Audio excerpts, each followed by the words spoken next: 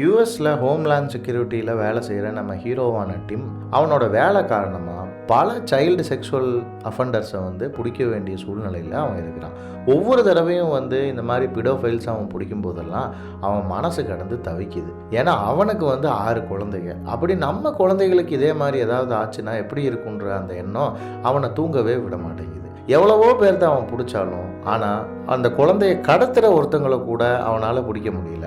அப்படி இருக்கிறப்போ அவன் எதர்ச்சியாக மிகில்னு ஒரு பையனை காப்பாற்றுறான். அந்த பையனை அவன் காப்பாற்றும் போது அவனுடைய அக்காவும் இதே மாதிரி ஒரு சைல்டு டிராஃபிக்கிங் நெட்வொர்க்குள்ளே சிக்கியிருக்கான்னு தெரியும் போது அந்த பொண்ணை காப்பாற்றுறதுக்காக வேலையை விட்டுட்டு போய் கொலம்பியன் காட்டுக்குள்ளே அவன் அந்த பொண்ணை காப்பாற்ற முயற்சி பண்ணுறான். அப்படி அந்த பொண்ணை அவன் காப்பாற்றினானா இல்லையா, உண்மையாலுமே இந்த சைல்டு டிராஃபிக்ன்றது எவ்வளோ கொடூரமானது, இப்படிங்கிற பல விஷயங்களை பயங்கர இன்டென்ஸாக பயங்கர உணர்வு பூர்வமாக ரொம்ப அழகாக நம்மளை மொத்தமும் ஒரு செகண்ட் உலுக்கி போடுற படம் தான். வணக்கம் ப்ரோ, வெல்கம் டு கத்திரிக்கோள். இன்றைக்கி நம்ம 2023 அலிஹாண்ட்ரோ கோமஸ் மொன்டெவெர்டோ டைரக்ஷனில் வெளியே வந்த சவுண்ட் ஆஃப் ஃப்ரீடம் படத்தை பற்றி தான் பார்க்க போகிறோம்.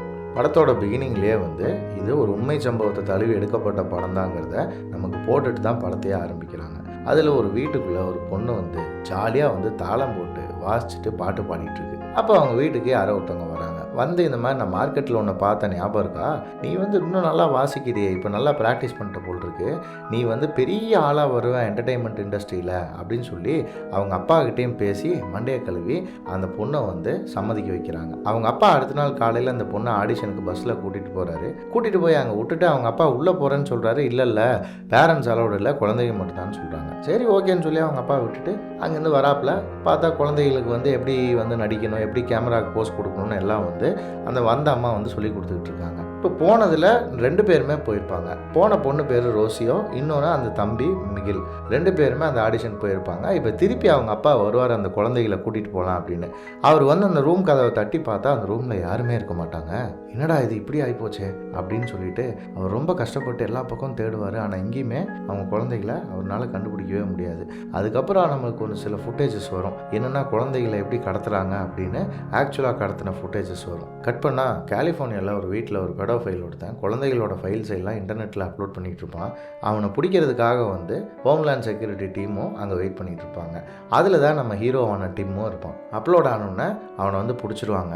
வீட்டுக்குள்ளே எக்கச்சக்கமாக குழந்தைகளை பற்றின ஃபோட்டோஸு படங்கள் அது இதுன்னு இருக்கும். அப்போ டிம் அவன் கூட வேலை செய்கிறவங்ககிட்ட சொல்லிட்டு போவான், இந்த வேலையை என்னால் கண்டினியூ பண்ண முடியுமான்னு கூட தெரியல, ஏன்னா இது ரொம்ப கொடூரமாக இருக்குது, படுத்தன்னா எனக்கு அந்த குழந்தைகளோட முகம் தான் வந்துட்டு போகுது அப்படிமா. ஏன் நம்ம தான் நிறையா செய்கிறோமே, அதுக்கப்புறம் என்ன அப்படின்னா, இல்லை நம்ம வெறும் பெடோஃபைல்ஸை மட்டும் தான் பிடிக்கிறோம், ஆனால் இதை கண்டுபிடிக்கிறதுக்கான வேலையை நம்ம செய்கிறது கிடையாது அப்படின்னு சொல்லிட்டு அவன் போயிடுவான். போயிட்டு இப்போ இந்த கேஸை அவங்களுடைய ஃபைலில் டைப் பண்ணிகிட்டு இருப்பான். டைப் பண்ண அந்த வீடியோ எப்படி இருக்குங்கிறத இவன் ரிப்போர்ட்டாக டைப் பண்ணணும்.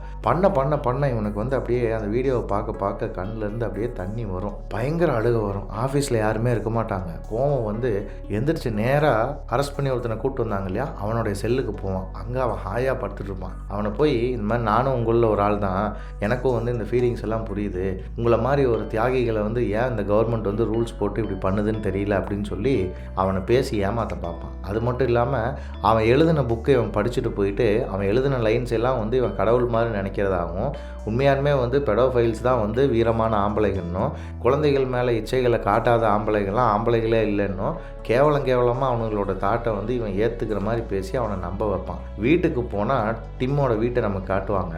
அவனோட ஒய்ஃப் பேர் கேத்ரின்னு. அவனுக்கு கிட்டத்தட்ட 5 குழந்தைகள் இருக்கும். 5 குழந்தைகளுமே அவனுக்கு பிறந்த குழந்தைகள் தான். இப்போது டிம் அவனோட ஆஃபீஸர்கிட்ட பேசுவான் ஆஃபீஸில், இந்த மாதிரி எனக்கு ஒரே 1 வாரம் மட்டும் டைம் கொடுங்க, அந்த நாயை எப்படியாவது நம்ப வச்சு அவனுக்கு பின்னாடி இருக்கிற நெட்வொர்க்கை நான் பிடிச்சி காட்டுறேன்னு கெஞ்சுவான். இவனுடைய சுப்பீரியர் ஆஃபீஸரும் இல்லை, சரி ஓகே 1 வீக் டைம் எடுத்துக்கோ அப்படின்னு சொல்லி 1 வீக் டைம் கொடுத்து டிம்மை அனுப்பிச்சிடுவாங்க. டிம் அவனை வீட்டுக்கு கூட்டிகிட்டு இந்த மாதிரி உன் மேலே இருக்கிற கேஸை எல்லாம் நான் எடுக்க வைக்கிறேன், ஆனால் எனக்கு நீ ஒரு ஃபேவர் பண்ணணும், என்னென்னா எனக்கு உண்மையாலுமே ஒரு சின்ன பொண்ணோ இல்லை சின்ன பையனோ வேணும் அப்படின்னு கேட்பான். இதெல்லாம் பாசிபிலிட்டி இல்லை அப்படின்னு சொல்லி அவன் சொல்லும்போது, நீ இதை பண்ணி கொடுத்தீங்கன்னா உன் கேஸ் எல்லாம் ரிலீவ் பண்ணுறதுக்கு நான் ஹெல்ப் பண்ணுறேன் அப்படின்னு சொன்னால் அவன் நம்பிடுவான். ஒரு காஃபி ஷாப்பில் அவன் எழுதின புக்கை கொடுத்து, இந்த மாதிரி இந்த புக்கில் இருக்குல்ல, இந்த புக்கில் தான் அந்த டீட்டெயில் இருக்குன்னு எடுத்து காட்டுவான். அங்கே பார்த்தா அந்த பையனோட ஃபோட்டோ இருக்கும். யார் அந்த பையன் அப்படின்னா, ஃபஸ்ட்டு இதில் கடத்திட்டு போனாங்க இல்லையா ரோக்கியோ மிகில், அதில் மிகிலோடைய ஃபோட்டோ ஃபோட்டோ தான் அங்கே இருக்கும். இப்போ அவங்ககிட்ட இருந்து இந்த டீட்டெயில்ஸை வாங்கினதுக்கப்புறம் என்ன பண்ணுவான் அப்படின்னா,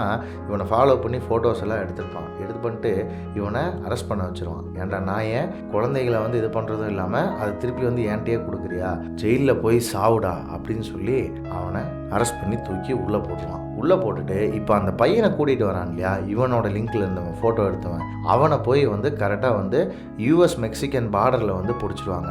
அவன் மிகிலை கூட்டிகிட்டு வந்துட்டுருப்பான். இவன் டீட்டெயில்ஸ் எல்லாம் விசாரிக்கும் போது உழப்புனோன்னே அவன் கண்டுபிடிச்சி அவனை அரெஸ்ட் பண்ணிடுவாங்க. அப்புறம் மிகிலை வந்து நம்ம டிம் வந்து கூட்டிகிட்டு போய் ஹாஸ்பிட்டலுக்கெல்லாம் கூட்டிகிட்டு போயிட்டு அவனுடைய வயசு என்ன ஏதுன்னு கேட்கும்போது 8 வயசு ஆகிருக்கும் அவனுக்கு என்ன நடந்தது 4 மாதமாக என்னங்கிறதே அவனுக்கு தெரியாமல் ரொம்ப பயந்து போயிருப்பான். அப்போ தான் வந்து அவன் அக்காவை பற்றி சொல்லுவான். எப்படி சொல்லுவான்னா, நம்ம டிம் வந்து என்னோட பேர் டிமிக்கோ அப்படின்னு சொல்லும்போது அப்போ வந்து மிகில் சொல்லுவான், எங்கள் அக்கா வந்து எனக்கு ஒரு $1 கொடுத்தா, எங்கள் அக்கா பேர் ரொசியோ, அவள் கொடுத்த $1 பின்னாடி வந்து டிமிக்கோன்னு தான் இருக்குது, நீங்கள் வந்து ஒரு வேளை கடவுள் அனுப்பிச்ச ஆளாக கூட இருக்கலாங்கிற மாதிரி அவன் சொல்லுவான். இது வந்து டிம்மை வந்து எமோஷ்னலாக ரொம்ப மூவ் பண்ண ஆரம்பிச்சிடும். இப்போது அங்கே என்ன நடந்துச்சு அப்படிங்கிறத மிகில் வந்து ஃப்ளாஷ்பேக்கில் சொல்லுவான். அங்கே வந்து ஆடிஷனுக்கு இவனும் இவங்க அக்காவும் போனாங்க இல்லையா, கூட இன்னும் 10 பொண்ணுங்களும் போனாங்கல்ல, கூட்டிகிட்டு போனா இல்லையா அந்த பிளாக் பொம்பளை, அந்த பொம்பளை வந்து என்ன பண்ணும்னா இவங்கள ஒரு வேனில் ஏற்றி ஒரு குடோனில் போட்டு ஒரு கண்டெய்னரில் போட்டு நாடு விட்டு நாடு கடத்திடும் கப்பலில். நாடு விட்டு நாடு வந்தால் இப்போ கூட்டிகிட்டு வந்தான் இல்லையா அந்த குண்டை, அவன் வந்து மிகில அவங்ககிட்ட இருந்து காசு கொடுத்து விலைக்கு வாங்கிட்டு போயிட்டு அவனை வீட்டில் உட்கார வச்சு, உனக்கு சாப்பாடு வேணும்னா நான் சொல்கிறதெல்லாம் நீ கேட்கணும், உங்கள் அக்காவுக்கு எதுவும் ஆகக்கூடாதுன்னா நான் சொல்கிறதெல்லாம் நீ கேட்கணும்னு சொல்லி மிகிலை வந்து ரொம்ப டார்ச்சர் பண்ணுவான். மிகிலுக்கு புரிஞ்சிடும் இப்போ நம்ம என்ன பண்ணாலும் வந்து நமக்கு பிரச்சனை தான், நம்ம அக்காவையும் இவங்க டார்ச்சர் பண்ணிடுவாங்க, அதனால் அவன் சொன்னதை நம்ம கேட்டு தான் ஆகணும்னு அவனுக்கு புரிஞ்சு போயிடும். அவனை அங்கேருந்து ஃப்ளைட் ஏற்றி ஒரு கிளப்புக்கு கூட்டிகிட்டு வந்து அவனோட பேரை டெட்டி பியர்னு மாற்றி வச்சுருவாங்க. இப்போ ஃப்ளாஷ்பேக் முடிச்சு எத்தனை நாள் வந்து அவங்க கூட இருந்த அப்படின்னு கேட்பான் நம்ம டிம்மு. எவ்வளோ நாள்லாம் எனக்கு ஞாபகம் இல்லை, ஆனால் ரொம்ப நாள் இருந்தேன், எங்கள் அக்காவை எப்படியாவது காப்பாற்றுறீங்களா அப்படின்னு சொல்லி பாவமாக கேட்பான் மிகில். அப்போ வந்து இல்லை நான் காப்பாற்றுறேன், நான் உனக்கு ப்ராமிஸ் பண்ணுறேன் அப்படின்னு சொல்லி ப்ராமிஸ் பண்ணுவான். மிகிலை வந்து அதுக்கப்புறம் அவங்க அப்பா கூட அனுப்பிச்சி வச்சுருவாங்க. ஊர்லேருந்து அவங்க அப்பாவை வர வச்சு அவங்க அப்பா வந்து ரொம்ப எமோஷ்னலாக வந்து மிகிலை திரும்ப கூட்டிகிட்டு ஹாஸ்பிட்டல்லேருந்து போகும்போது, ஒரு குழந்தைய மீட்டு கொடுத்துட்டீங்க, இன்னொரு குழந்தையோட பெட்டு காலியாகவே தான் இருக்கும் எப்பயுமே, அதை பார்த்து நான் எப்படி தூங்குறதுன்னு எனக்கு தெரியல, இது உங்கள் குழந்தைங்க தானே அப்படின்னு சொல்லி டிம்மோட குழந்தைகளோட ஃபோட்டோவை காமிச்சு கேட்பாப்புல. ஆமான்னு சொன்னால் இதில் ஒரு குழந்தைய மட்டும் உன்னால் விட்டு கொடுக்க முடியுமா அப்படின்னு கேட்பாரு. அது எப்படிங்க ஒரு குழந்தைய மட்டும் விட்டு கொடுக்க முடியும் அப்படின்னா, அப்போ எனக்கும் அதே நிலமை தாங்க அப்படின்னு சொல்லிட்டு அவர் சொன்னோன்னே டிம்முக்கு வந்து அந்த கில்ட் இன்னும் அதிகமாயிரும். ஒய்ஃப் கிட்ட வந்து பேசிட்டு இப்போது மிகில கூட்டிகிட்டு வந்தான் இல்லையா, அவங்ககிட்ட போய் விசாரித்து பார்த்து எல்லாம் பண்ணிவிட்டு இனிமே வந்து இங்கே வெயிட் பண்ணுறதுல அர்த்தம் கிடையாது, இங்கே இருந்தால் பிடிக்க முடியாதுங்கிறதும் டிம்முக்கு தெரிஞ்சிருக்கும். அது மூலயமா ஃபோன் பண்ணி என்னென்னமோ ட்ரை பண்ணி பார்ப்பான். ஆனால் ஒரு குறிப்பிட்ட லெவலுக்கு மேலே அவனால் மூவ் பண்ண முடியாது. இங்கே வந்து பார்த்தா அந்த பொண்ணை வந்து ஒரு வீட்டில் ப்ராஸ்டியூஷனுக்காக வச்சுருப்பாங்க. ஒருத்தன் வயசானவன் குடிச்சிட்டு வந்துட்டு அந்த பொண்ணு கூட தப்பாக நடந்துக்கிறதுக்காக உள்ளே இது பண்ணுவான். அந்த பொண்ணு வந்து இது முடிஞ்சதுக்கப்புறம் ஒரு பாத்டப்பில் உட்காந்துட்டு அழுதுகிட்டே தாளம் போட்டுக்கிட்டே பாடும். ஒரு ஆர்டிஸ்ட் ஆக வேண்டிய பொண்ணு இந்த மாதிரி சீரழிஞ்சு இருக்குங்கிறத நம்மகிட்ட காட்டுவாங்க. அப்புறம் டிம் வந்து அவனுடைய பாஸ்கிட்ட வந்து சொல்லுவான், தயவு செஞ்சு எனக்கு இந்த ஒரு கேஸை மட்டும் நான் போய் ஹேண்டில் பண்ண என்ன விடுங்க, அது கொலம்பியாவாக இருந்தாலும் சரி எங்கே இருந்தாலும் சரி என்னால் முடியலை, இந்த ஒரு கேஸை நான் பார்த்தாவது நான் பண்ண தப்புங்களை நான் பண்ண பாவங்களை நான் வந்து கழிச்சுக்கிறேன், ப்ளீஸ் என்னை புரிஞ்சுக்குங்க அப்படின்னு சொல்லும்போது அவங்க பாஸ் இருந்துட்டு, சரி ஓகே உன்னை அஃபிஷியலாக அனுப்ப முடியாது, அன்அஃபிஷியலாக வேணால் அனுப்புகிறோம், நீ அங்கே போய் என்ன வேணால் பண்ணிக்கோ, ஆனால் ஒரு $10,000 இந்த ஆப்ரேஷனை முடிச்சுட்டு வர வழியை பாரு அப்படின்னு சொல்லி அனுப்பிச்சி விடுவார். டிம்மும் அங்கேருந்து கிளம்பி கொலம்பியா போனால் அங்கே பார்த்தா ஒரு லோக்கல் கேங்ஸ்டர் இருப்பான். அவனை மீட் பண்ண போவாங்க. அவன் வேலையே என்னென்னா மணி லாண்ட்ரிங் கேஸில் அவன் மாட்டினாலும் இப்போ அவன் வந்து அவன் கேங்ஸ்டர் வேலை பார்த்து கொஞ்சம் பணம் சேர்த்து அந்த பணத்து மூலயமா இந்த மாதிரி சைல்டு செக்ஸுக்கு பலியாகிற பொண்ணுகளை வேலை கொடுத்து வாங்கி அவங்களுக்கு ஃப்ரீடம் கொடுக்கறது தான் இவனுடைய வேலை. ஏன்னா வந்து குழந்தைகளுக்கு இந்த மாதிரி கேவலமான விஷயம் ஆகக்கூடாதுன்னு நினைக்கிறான். அவன் கெட்டவன் தான், ஆனால் இவனுங்க மாதிரி கொடூரமானவன் இல்லை. ஸோ அப்போ அவன் வந்து 2 பொண்ணுகளையும் அந்த ஏஜென்ட்டையும் அறிமுகப்படுத்துகிறான். இந்த மாதிரி இவனுங்க மூலயமா தான் வந்து நமக்கு வந்து இங்கே வந்து சைல்டு டிராஃபிக்கிங் நடக்குது, ஆனால் இவனுங்களை அவ்வளோ சீக்கிரம் வந்து நம்மளால் பிடிக்க முடியாது, அதுக்கு என்ன நீ வந்து பண்ண போகிற அப்படின்னு கேட்கும்போது நம்ம டிம் வந்து ஒரு 2 நாள் யோசிச்சுட்டு இந்த மாதிரி வந்து ஒரு செக்ஸ் ஹோட்டல் இருக்குதுன்னு சொல்கிறாங்க பேங்காக்கில், அதே மாதிரி இங்கே ஒரு செக்ஸ் ஹோட்டல் நம்ம கிரியேட் பண்ணலாம் இவங்களை பிடிக்கிறதுக்காக, இதுக்கு வந்து ஒரு மிகப்பெரிய பணக்காரன் எனக்கு தெரியும், அவனுக்கு வந்து போலீஸாக இருக்கிறதோ இல்லை போலீஸை ஹெல்ப் பண்ணுறதுனா ரொம்ப பிடிக்கும், அவனை யூஸ் பண்ணி செக்ஸ் ஹோட்டல் மாதிரி ஒன்று கிரியேட் பண்ணி இவங்களை எல்லாத்தையும் அங்கே வேற வச்சு மொத்த பேர்த்தையும் தூக்கலாம் அப்படின்னு அப்படின்னு பிளான் போட்டோன்னே அவனுக்கு ரொம்ப சந்தோஷமாயிரும் வம்பீரோக்கு. வம்பீரோ தான் அந்த கேங்ஸ்டர். இப்போ போய் இந்த வம்பீரோ என்ன பண்ணுவான்னா, அங்கே லோக்கலில் இருக்கிற இந்த செக்ஸ் டிராஃபிக்கிங் பண்ணுற ஒரு ஆளை கூட்டிகிட்டு வருவான். அவன் பேர் பேப்லோ. அவனை கூட்டிகிட்டு வந்து பேப்லோவை கூட்டிகிட்டு வந்து டிம்கிட்ட இன்ட்ரடியூஸ் பண்ணி வைப்பான். ஆனால் டிம் வந்து போலீஸ்காரன்லாம் சொல்ல மாட்டான், பெரிய பணக்காரன். அவனுக்கு வந்து சின்ன குழந்தைங்க மேலே ரொம்ப இன்ட்ரெஸ்ட்டு. ஸோ ஒரு ஹோட்டல் வந்து ஒன்று ஆரம்பிக்கணும், நீ அதை ஹெல்ப் பண்ண முடியுமான்னு கேட்பாங்க. சரி ஓகே, எவ்வளோ பேர் வேணும்னா எனக்கு 60-70 பொண்ணுங்க வேணும் மினிமம் ஸ்டார்டிங்கில். அதிலிருந்து ஆரம்பித்து 100-150ன்னு 24/7 வந்து இது ஒரு கிளப்பு மாதிரி வச்சு சின்ன பசங்களை வச்சு நம்ம நடத்த போகிறோம். அதுக்கான செக்ஷுவல் ப்ரெஷர்ஸ் எல்லாமே நம்ம கொடுப்போம் அப்படின்னு சொன்னால் பணம் வருதுங்கிற ஆசையில் அந்த பேப்லோவும் ஒத்துக்குவான். இப்போ போய் ஒவ்வொருத்தராக அவன் மீட் பண்ணுவான். அதையெல்லாம் பின்னாடி இருந்து ஃபாலோ பண்ணி ஃபோட்டோஸ் எடுப்பாங்க. அது யார் அதில் மாட்டுவா அப்படின்னா, ஃபஸ்ட்டு சீனில் வந்து நம்ம ரோசியோவையும் மிகிலையும் கடத்திட்டு போனா இல்லையா, அவளும் அங்கே இருப்பாள். இப்போது ரொம்ப நாள் ஆயிருக்கும். இப்போ அவங்க பாஸ் வந்து டிம்முக்கிட்ட ஃபோன் பண்ணி கண்டபடி கத்துவார், நீ போய் ரொம்ப நாள் ஆச்சு, என்னடா பண்ணேன்னு கேட்டால் ஒரு குழந்தை கூட இன்னும் ரெக்கவர் பண்ணல, 4-5 ஃபோட்டோவை எடுத்து அனுப்பியிருக்க, இதெல்லாம் பத்தாது, உனக்கு இனிமேல் ஸ்பான்சர் பண்ண முடியாது, நீ கிளம்பி வந்துரு, நீ பண்ண வரைக்கும் போதும் அப்படின்னு சொல்லி அவங்க பாஸ் சொல்லுவார். இதை வந்து வம்பீரோ கிட்ட சொல்லுவான், இதுக்கு தாண்டா நான் வந்து இல்லீகலாக ட்ரேட் பண்ணுறேன், லீகலாக அவங்க கவர்மெண்ட்டு கூட பேசி ஒன்றும் வேலைக்கு ஆகாதுன்னு வம்பீரோ சொல்லும்போது அப்போ சொல்லுவான் வம்பீரோ கிட்ட, நீ ஏன் வந்து இதை பண்ணிகிட்டு இருக்க, நீ ஒரு கேங்ஸ்டராக இருந்தவன், நீ எதனால் வந்து அதை விட்டுட்டு இதை பண்ணிகிட்டு இருக்கீங்க போது வம்பீரோ வந்து அந்த கதையை சொல்லுவான். நான் ஜெயிலுக்கு போயிட்டு வந்தேன், ஜெயிலுக்கு போயிட்டு வந்துட்டு ஒரு பொண்ணை வந்து கூட்டிகிட்டு வந்து மேட்ரு பண்ணலான்ட்டு காசு கொடுத்து கூப்பிட்டு வந்தேன். மேட்ரு முடிச்சுட்டு அந்த பொண்ணு போகும்போது அந்த பொண்ணுடைய காலில் பார்த்தேன் 2 பூனைக்குட்டி வரைஞ்சிருந்தது. அதை பார்த்தோன்னே எனக்கு தெரிஞ்சது அந்த பொண்ணு பெரிய பொண்ணு இல்லை அப்படின்னு.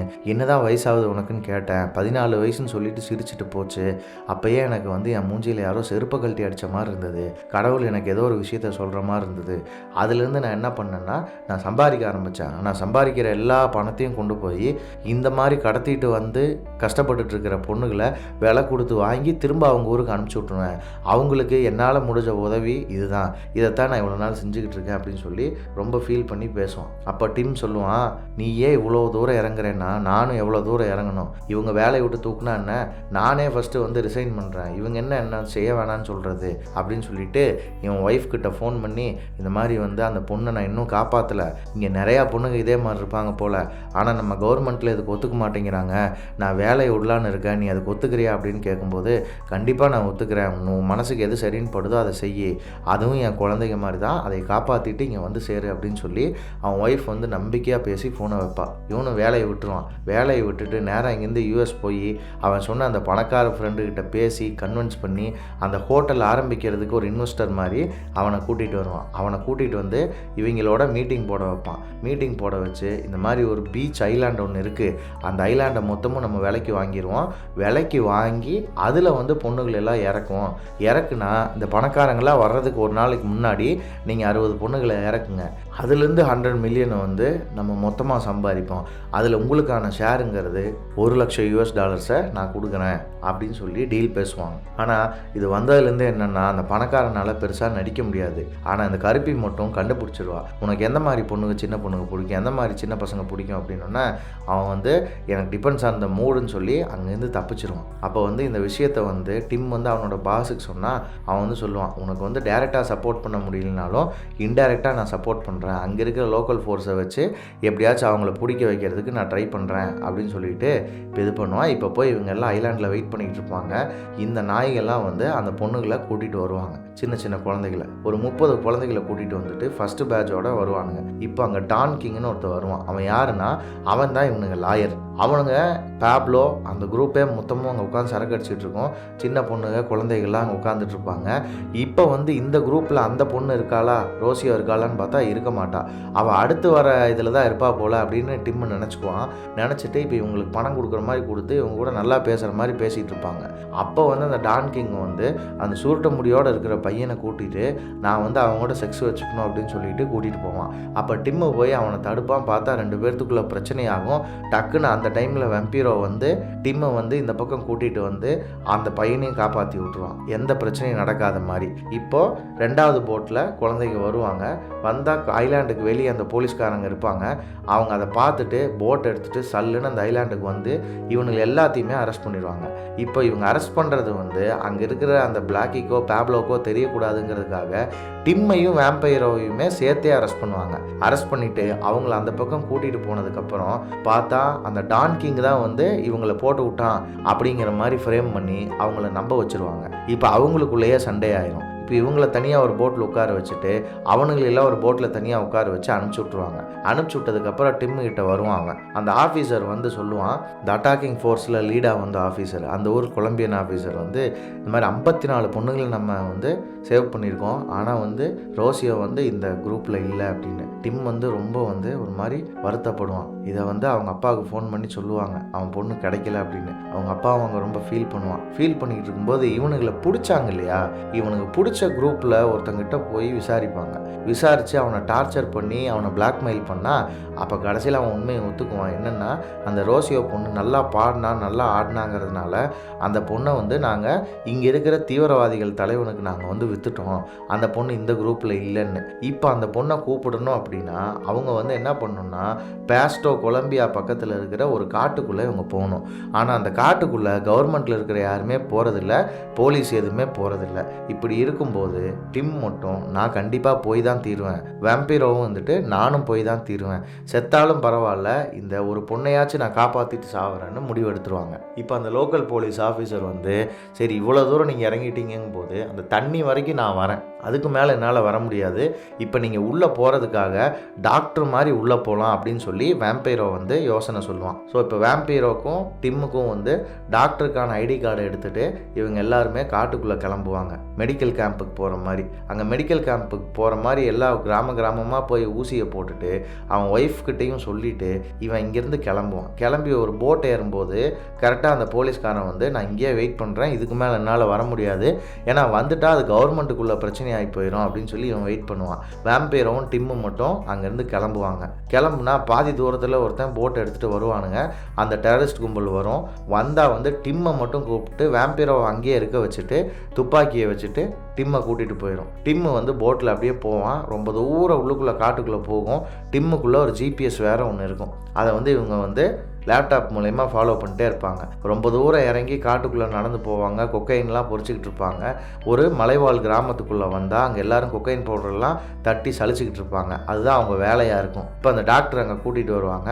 கூட்டிகிட்டு வந்தால் அந்த கேங் லீடர், அந்த டெரரிஸ்டோடைய ஹெட்டுக்கிட்ட வந்து டிம் வந்து சொல்லுவான், இந்த மாதிரி என்னை வந்து யூஎன்லேருந்து அனுப்பிச்சிருக்காங்க, இங்கே வந்து ஒரு தொற்று நோய் பரவிக்கிட்டு இருக்கு, நான் எல்லாத்தையும் செக் பண்ணணும், சப்போஸ் அப்படி செக் பண்ணி தொற்று நோய் இருக்கிறவங்க யாராவது இருந்தால் நான் அவங்கள கூட்டிகிட்டு போயிடுறேன் அப்படின்னு கேட்கும்போது, கூட்டிகிட்டு போறியா, தொற்று நோய் இருக்கிறது யாருன்னு சொல்லு, நான் ஃபஸ்ட்டு அவங்கள போட்டு தள்ளிடுறேன், கூட்டிகிட்டு போகிறதெல்லாம் நம்ம கணக்குலேயே வேணாம் அப்படின்னு சொல்லி போயிடுறான். அப்போ தான் டிம்மோடைய பிளான் வந்து ஒர்க் அவுட் ஆகாதுன்னு அவனுக்கு தெரியுது. ஏன்னா அவன் பிளான் பண்ணிட்டு வந்தது என்னென்னா, தொற்று நோய் இருக்குன்னு சொல்லி அந்த குழந்தைய வந்து அங்கேருந்து சேவ் பண்ணி கூட்டிகிட்டு போயிடலான்னு தான். இப்போ அது வேலைக்கு ஆகாதுன்னு இப்போ அந்த குழந்தை எங்கே இருக்குன்னு சொல்லி எல்லா பக்கம் தேடுவான்.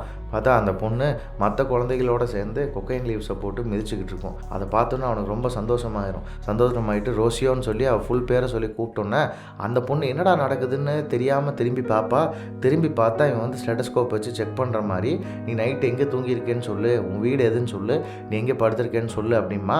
இவங்க பேசிகிட்டு இருக்கவே அவன் வந்துடுவான். அந்த டெரரிஸ்ட் கேங் லீடர் வந்துட்டு மற்றவங்கள போய் பாரு அப்படின்னு சொல்லி டிம் அனுப்பிச்சி விட்ருவான். அவன் அங்கேருந்து போயிடுவான். போனால் நைட் ஆயிரும். நைட்டு போய் ஒவ்வொரு வீடாக அந்த பொண்ணு எங்கே இருக்குன்னு தேடுவான். இவனுங்க டெரரிஸ்ட் கேங்கு இவனுங்க எல்லாரும் சேர்ந்து ஒரு இடத்துல சரக்கை போட்டு ஒரு கிட்டாரில் வச்சு பாட்டு பாடிட்டு ஜாலியாக என்ஜாய் பண்ணிட்டுருப்பானுங்க. இப்போ டிம்மு வந்து ரோசியோவை கண்டுபிடிச்சா அவளை எழுப்புனா அவள் கத்துவா. யாரா இதுன்னு தெரியாமல் பயந்துட்டு, நான் சொல்கிறத கேட்டீங்கன்னா உன்னை நான் இங்கேருந்து வீட்டுக்கு கூட்டிகிட்டு போகிறேன் அப்படின்னு சொன்னோன்னே சரின்னு அவளும் ஒத்துக்குவா. இவள் கத்துற சவுண்டு கேட்டு அந்த டெரரிஸ்ட் கேங் கரெக்டாக அங்கே வருவான். வந்து என்னாச்சு அப்படின்னா, எனக்கு வந்து கெட்ட கனவு அப்படின்னு சொல்லி ரோசியோ வந்து போய் சொல்லுவான். டிம்மு வந்து கட்டலுக்கு அடியில் தான் படுத்திருப்பான். இப்போ அந்த டெரரிஸ்ட் லீடர் வந்து அந்த பொண்ணு இந்த பெட்லேருந்து அந்த பெட்டுக்கு தூக்கிட்டு போயிட்டு அந்த பொண்ணு கூட செக்ஸ் வச்சுக்கிறதுக்காக ஷர்ட்டு ஃபேண்ட்டெல்லாம் கழட்ட போகும்போது அந்த பொண்ணு ரொம்ப பயப்பட்டு நடுங்கிட்டு இருக்கும். நடுங்கும்போது கண்ணை மூடிக்கன்னு ஒரு சவுண்டு வரும். யாரா அந்த கண்ணை மூடிக்கன்னு சொல்கிறதுன்னு பார்த்தா டிம்மு தான். அதுக்கப்புறம் அந்த டெரரிஸ்ட் லீடருக்கும் டிம்முக்கும் சரியான சண்டை வரும். அந்த சண்டையில் வந்து டிம் வந்து அந்த டெரரிஸ்ட் லீடரை அடித்து கொன்று தரன்னு போட்டுட்டு ரோசியோவை தூக்கிட்டு அங்கேருந்து ஓடுவான். ஓடி எப்படியோ போட்டை எடுத்து கொஞ்சம் தூரம் போனதுக்கப்புறம் இவனுங்களுக்கு அந்த நியூஸ் வந்து வாக்கி டாக்கியில் தெரிஞ்சு இவனுங்களும் துரத்த ஆரம்பிச்சிருவானுங்க.